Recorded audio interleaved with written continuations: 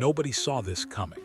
One of the most stable franchises in the NFL suddenly pulled the plug, and within hours, the entire AFC North felt like it was tilting on its axis. When the Baltimore Ravens decided to move on from John Harbaugh, it didn't just end an era in Baltimore. It quietly opened the door to something far more dangerous for the rest of the division. Because almost immediately, whispers started circulating around Cleveland. Not casual fan talk, not hot take noise, real league chatter, the kind that makes front offices nervous. The idea that the Cleveland Browns, yes, that Browns franchise, might be positioning themselves for a move that could flip their entire future overnight. Here, where it gets wild, this wasn't just about hearing a proven coach. This was about pairing him with a quarterback who many believe could change everything. A quarterback Harbaugh reportedly wanted long before he ever became available. A quarterback tied to unfinished business, bruised egos, and decisions that still linger in Baltimore. That name, Shedeur Sanders. On paper, it sounds impossible. A Ravens lifer jumping to a division rival. A rookie quarterback being handed the keys to one of the league's most chaotic franchises. But the timing is what makes this impossible to ignore. Cleveland didn't just stumble into this moment. They may have been waiting for it. And if the rumors are even half true, this isn't just a coaching search. It's a calculated strike, a chance at redemption for one side and a declaration of war for the other. Because if John Harbaugh really ends up in Cleveland with Shedeur Sanders under center, the AFC North won't look the same ever again. This is where the story stops feeling random and starts feeling calculated. Because in the NFL, timing is everything, and this timing was too clean to ignore. The Cleveland Browns officially moved on from Kevin Stefanski, and at first it felt like just another Browns reset. Another coaching change in a franchise that made them far too often. But then, less than 24 hours later, the league was hit with a stunner. The Baltimore Ravens fired John Harbaugh, a coach most people believed was untouchable. One day apart. That's not normal, not at this level. Head coaching firings are usually spaced out, strategic, and carefully timed around optics. Teams don't just stumble into decisions like this back-to-back unless something bigger is unfolding behind the scenes. And that's why league insiders immediately started connecting dots. Think about it. The Browns don't fire their head coach unless they believe a clear upgrade is available. Ownership doesn't pull that trigger without a plan already forming.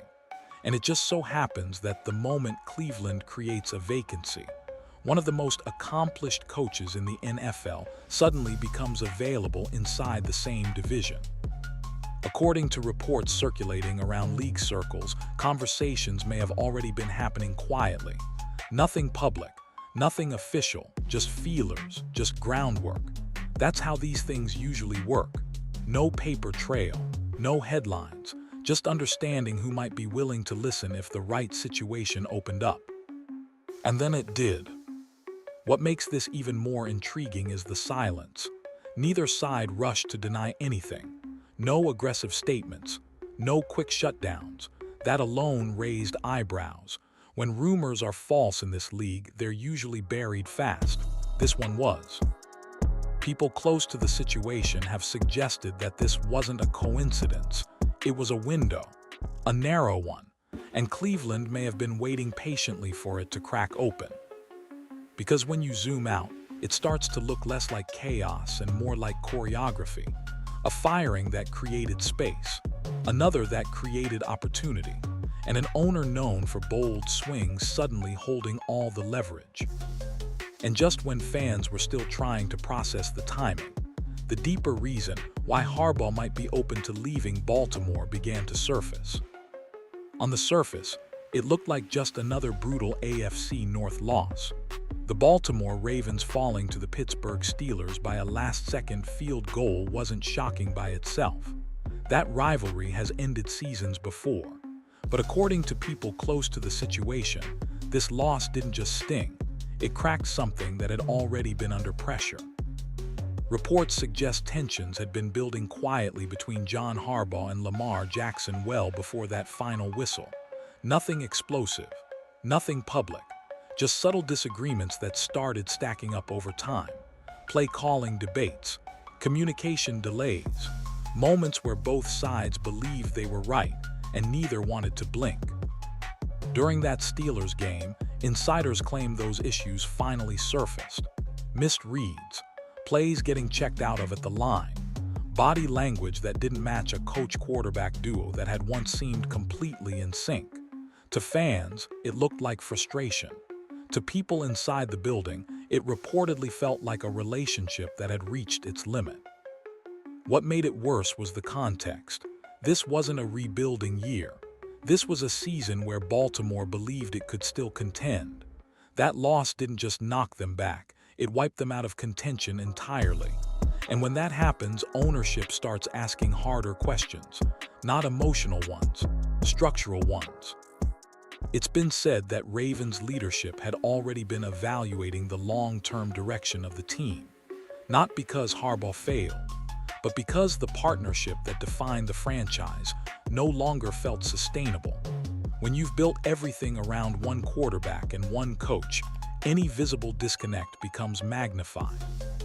Harbaugh's post-game tone didn't help. Short answers, little emotion, no rallying message about the future, just acceptance. For a coach known for fire and command, that shift stood out. Some around the league believe that moment confirmed what ownership already suspected, that Harbaugh's vision and the organization's priorities were no longer aligned. And when a franchise senses stagnation, even success stops buying time. The firing came quickly after that loss, almost too quickly, which is why many believe the decision wasn't reactionary at all. It was the final step in a process that had been unfolding quietly all season. And once Harbaugh was officially out, another question immediately followed him out the door. If things ended this way in Baltimore, was he finally free to build something entirely on his own terms somewhere else? Long before John Harbaugh's exit became public, the real fracture may have already been set in motion during the draft process. Because according to reports and growing league buzz, there was one name Harbaugh couldn't stop circling. One quarterback he believed could shape the next chapter of his coaching career. That name was Shedeur Sanders. Sources claim Harbaugh saw something familiar in Shedeur, but not in the obvious ways. This wasn't about copying what he had with Lamar Jackson. It was about leadership, poise, command, the kind of calm under pressure that can't be taught. Harbaugh reportedly believed Shedeur had the tools to become a long-term answer at quarterback, even if that meant developing him patiently. But that's where things reportedly hit a wall. The Baltimore Ravens front office wasn't interested, not in the first round, not in the second, and definitely not in creating a quarterback discussion when they already had their franchise face. Ownership saw risk, Harbaugh saw opportunity, and that disconnect mattered more than anyone realized at the time. As the draft wore on, reports suggest Harbaugh became increasingly frustrated. By the time the later rounds arrived, he was no longer thinking about value, he was thinking about vision. And that's when things took an unexpected turn. It's been said that Harbaugh personally reached out to Deion Sanders to gauge interest. Not a formal pitch, not a promise, just a conversation, a temperature check. But from Shedeur's side, the answer was never going to be simple. There was no interest in sitting quietly behind Lamar Jackson for years. No appetite for being labeled a long-term backup or developmental project. Raised by a Hall of Fame caliber competitor, Shedeur had been taught to believe he belonged at the center of the room, not waiting on the sideline. And that stance wasn't arrogance, it was clarity. The answer came back politely but firmly. Thanks but no thanks. Publicly, Harbaugh brushed it off. Privately, many believe that moment lingered. When asked later, he made it clear that roster decisions weren't ultimately his call. The tone wasn't angry, but it was distant. And for a coach used to shaping his own path, that distance mattered. From that point forward, observers began noticing subtle changes. Less fire, less visible buy-in, a sense that the vision he had no longer matched the one being executed. And when a coach believes the quarterback he wants is out of reach, it doesn't just affect the draft, it changes everything that comes after. This is the moment where quiet interest turned into something personal. Because according to reports and league buzz, John Harbaugh didn't just admire Shedeur Sanders from afar, he took action. And the way he did it raised eyebrows across the NFL. Instead of working only through scouts or executives, it's been said that Harbaugh reached out directly to Deion Sanders, not as a salesman, not as a desperate recruiter, but as a coach who believed he saw something special in Deion's son. The conversation, by most accounts, wasn't about guarantees or draft position. It was about fit, development, long-term vision. From Harbaugh's perspective, it made sense. He'd already proven he could take a quarterback with doubters and build an entire system around him. He believed Shedeur had the mental makeup to handle NFL pressure early, even if the path wasn't immediate. But that last part, even if the path wasn't immediate, was the deal breaker. Because on the other end of that conversation was a family that doesn't think small. Shedeur Sanders wasn't raised to wait quietly. He grew up watching elite athletes operate with confidence and expectation. The idea of spending years as a backup, especially behind an established star like Lamar Jackson, was never going to sit right. Not because of ego, but because of trajectory. Reports suggest Shedeur's camp viewed Baltimore as a dead end, at least in the short term. There would be no real competition, no clear timeline, just patience. And patience is a luxury not every young quarterback is willing to gamble on, especially one who believes he's ready to lead now. So the answer came back respectfully but decisively. Appreciation for the interest, respect for Harbaugh, but no interest in being second in line. What made this moment linger wasn't the rejection itself, it was how Harbaugh responded afterward. Publicly, he stayed professional. When asked, he made it clear that draft decisions weren't solely his responsibility, but the wording mattered. He didn't defend the process. He didn't sell optimism. He distanced himself. From that point on, people around the league started noticing a shift. The spark wasn't gone, but it was dimmer. The energy felt different, and for a coach who values belief above all else, being told no on the quarterback he believed in most may have planted a seed that never stopped growing. Because once a coach realizes his vision can't exist where he is, the idea of starting over somewhere else becomes impossible to ignore. After the draft fallout, the shift didn't happen all at once, but it was noticeable to anyone paying close attention. John Harbaugh was still doing his job, still preparing, still competing, but something underneath the surface felt different. The edge that once defined him wasn't gone, it was muted. Around the league, coaches talk, executives notice patterns, and several observers began pointing out subtle changes in Harbaugh's demeanor as the season progressed. His press conferences became shorter, his answers more guarded. When questions drifted toward roster construction or long-term planning, he consistently pushed responsibility upward, making it clear those decisions weren't his to own. That wasn't new, but the emphasis was. Inside the building, reports suggest the energy had shifted as well. Harbaugh had always been hands-on, deeply involved in shaping not just the game plan but the identity of the team.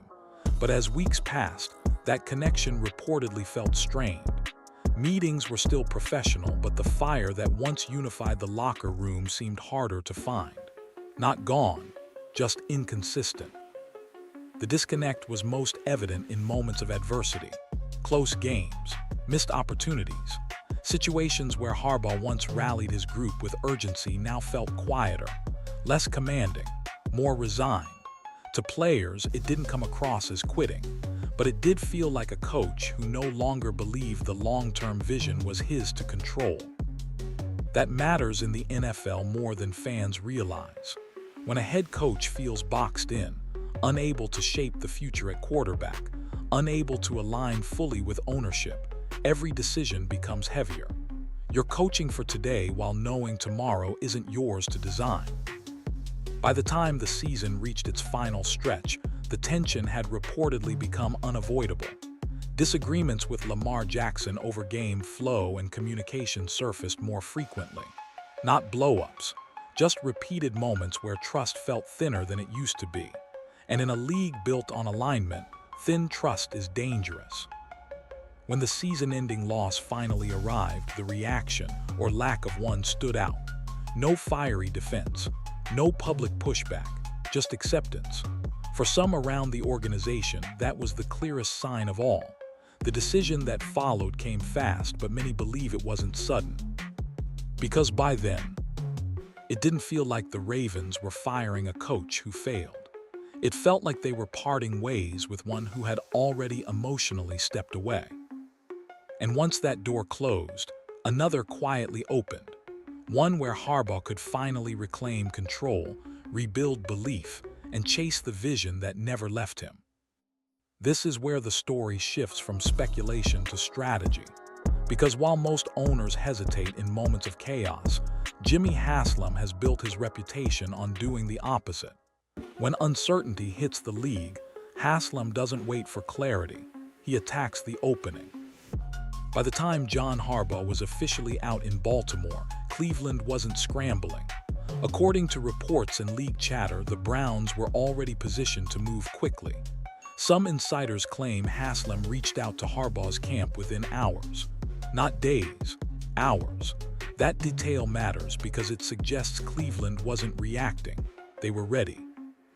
Haslam understood what few owners ever get the chance to capitalize on. A Super Bowl winning coach, still respected across the league, suddenly available. Even rarer, one who had just experienced frustration over quarterback control. That combination doesn't come around often, and Haslam knew exactly how to frame the pitch. The message, as it's been described, was simple but bold. Full authority when it comes to the quarterback position. A clean slate, no inherited limitations, no half measures, and most importantly, the opportunity to finally build around a quarterback Harbaugh personally believed in, Shedeur Sanders. For an owner who's been criticized for instability, this was a calculated gamble. Haslam wasn't just offering a job, he was offering redemption. A chance for Harbaugh to prove his success in Baltimore wasn't tied to one player or one system. And in return, Haslam would finally get what he's chased for years, a real identity at quarterback. People around the league say this wasn't about money alone, though that would never be an issue. It was about control and alignment. Haslam was willing to step back in the one area that matters most if it meant long-term stability. That alone made Cleveland a more attractive destination than many fans realize. What makes this move even riskier and more fascinating is the timing. The Browns' roster isn't empty. There's talent. There's infrastructure. What's been missing is belief. Belief that the organization knows who it is and where it's going. Haslam sees Harbaugh as the person who could finally supply that. Because if this works, Haslam doesn't just land a coach. He changes the narrative around his ownership entirely. And if it fails, the criticism won't be new. But the opportunity he's chasing right now is rare enough to justify the risk. That's why this moment feels dangerous for the rest of the AFC North. Cleveland isn't panicking, they're pouncing. And once an owner smells blood in this league, hesitation disappears completely. At first glance, the pairing sounds risky. A veteran coach coming off a firing, a rookie quarterback with massive expectations. But when you strip away the noise, the fit between John Harbaugh and Shedeur Sanders starts to look less like a gamble and more like a calculated alignment. Harbaugh has never been a one-system coach. That's the part many people miss. His success in Baltimore wasn't about forcing players into rigid roles, it was about adaptation. When he had a unique athlete like Lamar Jackson, he reshaped the offense around movement, timing, and space. When things needed to shift, he shifted. That flexibility is exactly why Shedeur fits. Shedeur is Lamar, And that's actually the advantage. His game is built on poise, accuracy, and control from the pocket. He sees the field well. He processes quickly. He doesn't panic when protection breaks down. Those traits translate. And under a coach who understands how to protect young quarterbacks, mentally and schematically, that skill set becomes dangerous. Now look at the environment. The Cleveland Browns aren't starting from zero. They have a strong offensive line capable of keeping a young quarterback upright. They have a proven run game with Nick Chubb when healthy, which takes pressure off any rookie. And on the outside, weapons like Amari Cooper give Shedeur a reliable target who understands timing and route discipline. This matters because Harbaugh thrives when balance exists. He doesn't need a quarterback to do everything on day one. He builds confidence first, simplifies early, expands responsibility over time. That developmental approach is exactly what Shedeur's supporters believe will unlock his ceiling. There's also the leadership element. Harbaugh commands locker rooms. Veterans respect him. Young players listen. That stability is crucial for a rookie quarterback stepping into a franchise that's been searching for its identity for decades. Shedeur wouldn't be asked to save the Browns alone.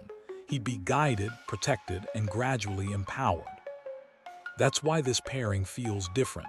It's not about hype or headlines. It's about structure meeting talent at the right moment. And if Harbaugh truly gets the freedom to build around Shedeur the way he believes he can, this stops being a risky experiment and starts looking like a blueprint. At its core, this potential move isn't just about wins and losses. It's about redemption, and both sides would be chasing it for very different reasons. For John Harbaugh, this would be the ultimate second act. His legacy in Baltimore is secure, but it's also incomplete in one very specific way. No matter how successful he was, there will always be people who tie everything he achieved to having the right quarterback at the right time. Fair or not, that narrative follows coaches forever. Cleveland would give Harbaugh a chance to rewrite it on his own terms. This wouldn't be about inheriting a finished product. It would be about building something from the ground up, developing a young quarterback he personally believes in, shaping an offense without compromise, proving that his philosophy works regardless of system, city, or circumstances. If Harbaugh succeeds in Cleveland, the conversation around his career changes permanently. On the other side is Jimmy Haslam, an owner who knows exactly how this league views him. For years, Haslam has been labeled impulsive, impatient, and reactionary. Coaching turnover, front office reshuffles, big swings that didn't always connect. That reputation doesn't fade easily. But this move wouldn't be chaos, it would be intent. Hearing Harbaugh wouldn't be about chasing headlines. It would be about finally stepping back and letting a proven football mind take control of the most important decisions. In a strange way, Haslam's redemption would come from restraint, trusting the process, letting someone else define the identity of the franchise. And then there's Cleveland itself. The Cleveland Browns aren't just looking for relevance, they're looking for belief. Belief from players, from fans, from the rest of the league. Pairing Harbaugh with a young quarterback represents a clean break from decades of instability. It signals patience instead of panic, vision instead of desperation. Of course, the risk is massive. If it fails, the criticism will be loud and relentless. A fired coach, a rookie quarterback, a franchise betting its future on both. But redemption is never safe. It's earned by taking chances when others hesitate. That's why this moment feels so pivotal. It's not just about correcting past mistakes. It's about deciding what kind of organization Cleveland wants to be going forward. Because if this works, if Harbaugh builds a winner and the Browns finally find their quarterback, this won't just redeem careers, it will erase decades of doubt. And that's the kind of payoff teams spend entire generations chasing. When you step back and look at everything lining up, this doesn't feel like just another off-season rumor. It feels like one of those rare moments where a single decision could alter the balance of power for years. The kind of move that forces every team in the division to reassess what they thought they knew. If the Cleveland Browns actually pull this off, bringing in John Harbaugh and pairing him with Shedeur Sanders, it would represent a complete philosophical reset. Not another short-term patch, not another desperate swing. A real commitment to building something with direction and patience. For Harbaugh, this would be more than a new job. It would be a statement, a chance to show the league that his success wasn't tied to one roster, one quarterback, or one front office, that he can walk into chaos, impose structure, and make it work again. And doing it inside the AFC North, against the very franchise that let him go, would only raise the stakes. For Shedeur, the pressure would be immediate but clarifying. No sitting in the shadows, no waiting years for an opening. Cleveland would be saying, "This is your team, now lead it." That's risky.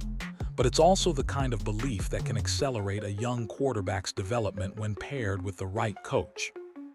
And for Jimmy Haslam, this would be the boldest gamble of his tenure. Betting on a coach fresh off a firing. Betting on a rookie who's never taken an NFL snap. Betting that alignment matters more than optics. If it fails, the criticism will be relentless.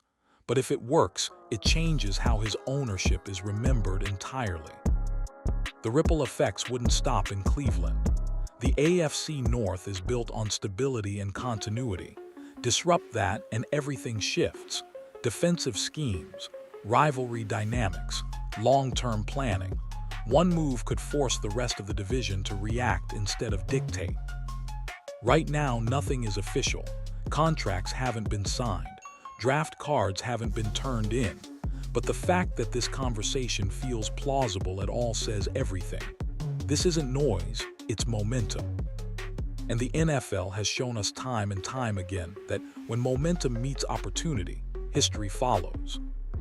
Whether this becomes reality or not, one thing is clear. Cleveland is no longer thinking small. And if they're willing to take this kind of risk, the rest of the league would be wise to pay attention. Because gambles like this don't just change seasons. They rewrite divisions.